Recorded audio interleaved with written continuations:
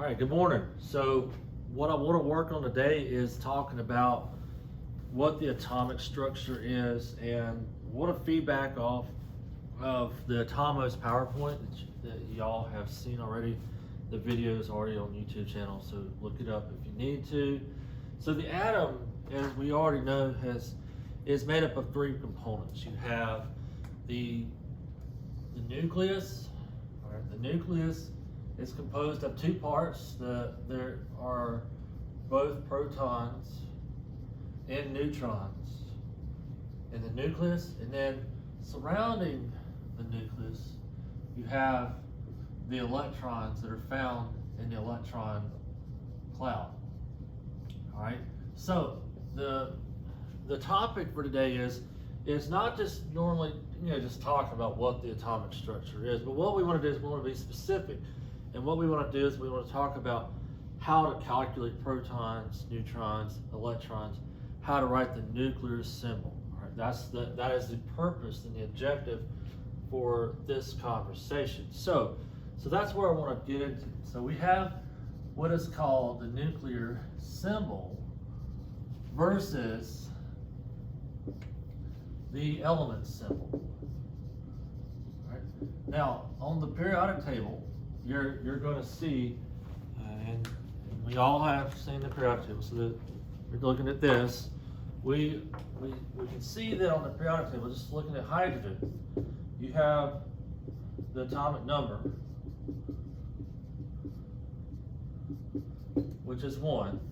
And then on the bottom, you have this 1.008, which this is the mass number. And what we do is we use both the atomic number and the mass number to figure out what the makeup of the atom is for each individual element. So with hydrogen, just for an example, all right, we have to understand first how to write the nuclear symbol. So to do that,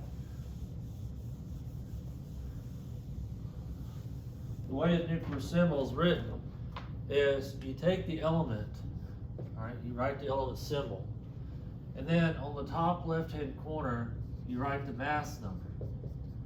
And on the bottom left-hand corner, you write the atomic number. All right?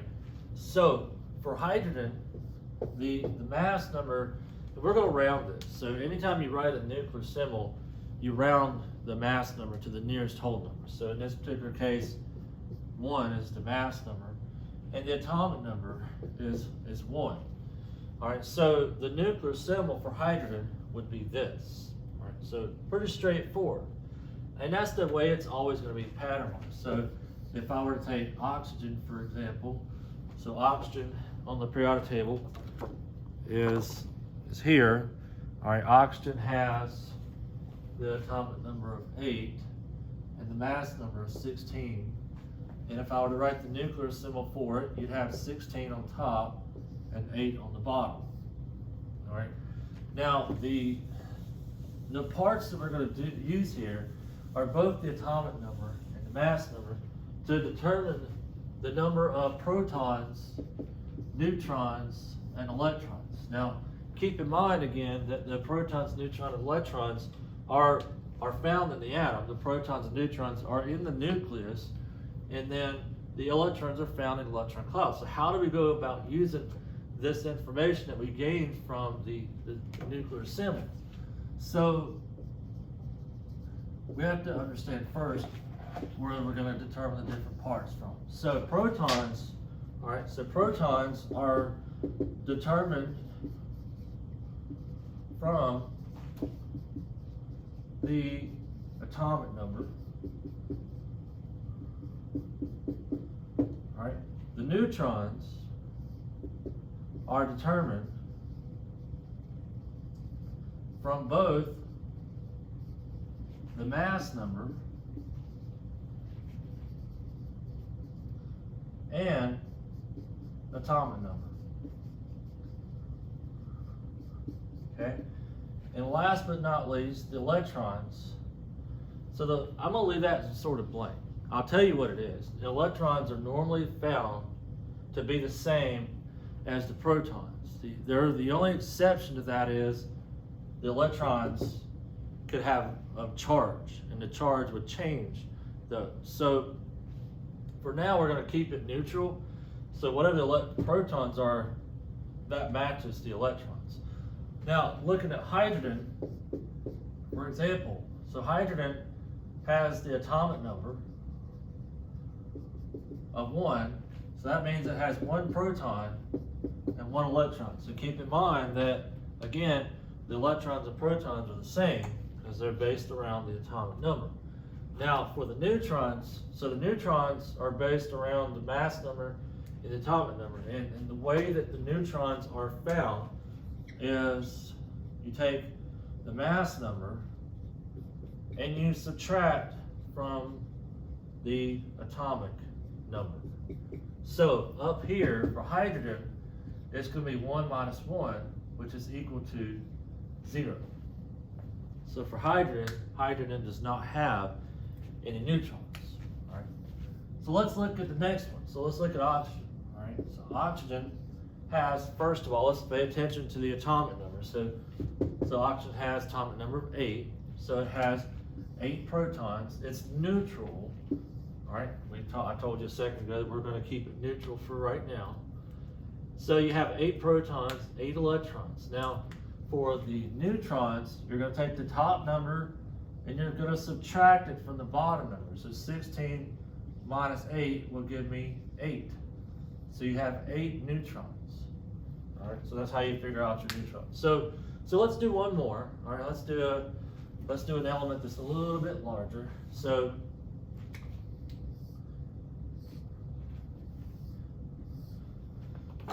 on your periodic table, let's find strontium. All right, so strontium is Sr. It has, so it's in the alkaline earth metals. It's got 38 for its atomic number, and then it's got 88 for its mass number. So protons, electrons, this is a neutral element, so you have 38 protons, and that means 38 electrons. Now, for the neutrons, we're going to take 88 minus 38, which is going to give me 50 for the neutrons. So you have 50 neutrons for strontium. Okay, so those are 3 examples in terms of how to figure out protons, neutrons, and electrons. And so looking back, we take the element symbol from the periodic table, and we're able to take that and write the nuclear symbol that you see here. Keep in mind that the nuclear symbol is always going to have the mass number on top and the atomic number on the bottom, and essentially all you're doing is you're flipping these numbers here. That's all you're doing there. All right, so, and then we take those numbers to then figure out the protons, the neutrons, and the electrons. So what happens in a condition where we have, let's say, a different number of electrons, or basically a charged molecule, or an element in this case, so charged ion.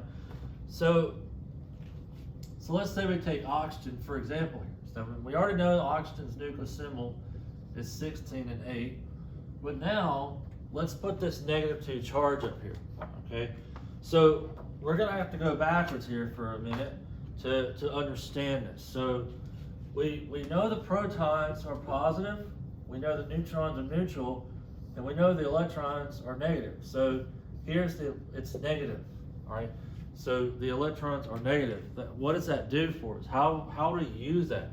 So when you put 2 negatives together, that gives you a larger negative, right?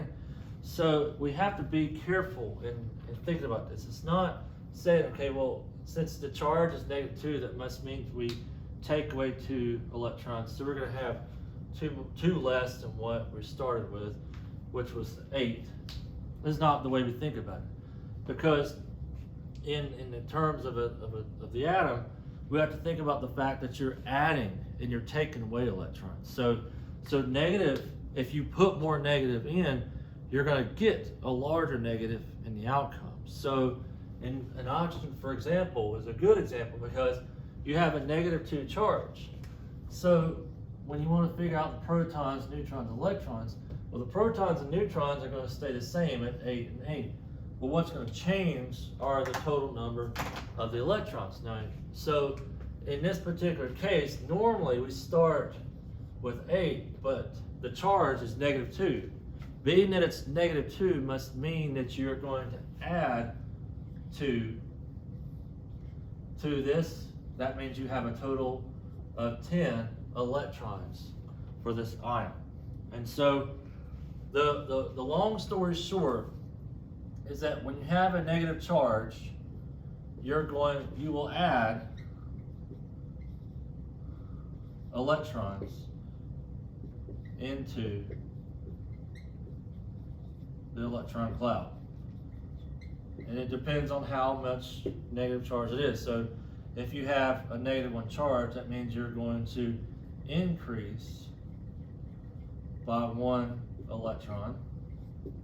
If you have a -2, that means you're going to increase by 2 electrons. And then same thing, if you have -3, you're going to increase by 3 electrons. All right. So that's for a negatively charged substance. Now, not everything is negative charge. There are also positive charged substances out there. And positive charges do the opposite from negative charges. So let's write that down here. All right. So if you have a positive charge, you will subtract electrons. All right.